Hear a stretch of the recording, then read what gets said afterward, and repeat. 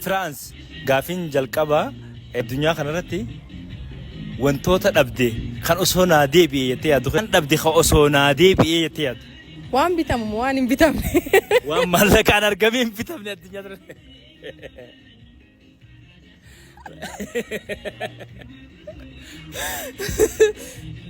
maal ture waan maal akka ta'e immoo isaan ayaalan ammas isaan ayaalan gaaffii kana isiniifan isaa koomentirra kaa gaaffiin kiyya lammaffaadha hiriyyaan ati hin jaalanne ta'u baay'ee walitti hinaaf abbaa manaa kee dhukkubsatee dhiigni ishii malee hin ta'u yoo jedhame akka kanatu hin ayyamtaaf baay'ee walitti hinaaftu immoo tarii yaadama qabaachuu danda'a. akkam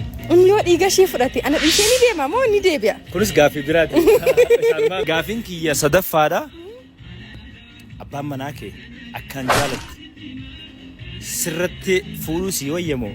inni du'ee ati isa awwaaltee man ta'u si wayya taasisaa torbee tokko taa'u naa wayya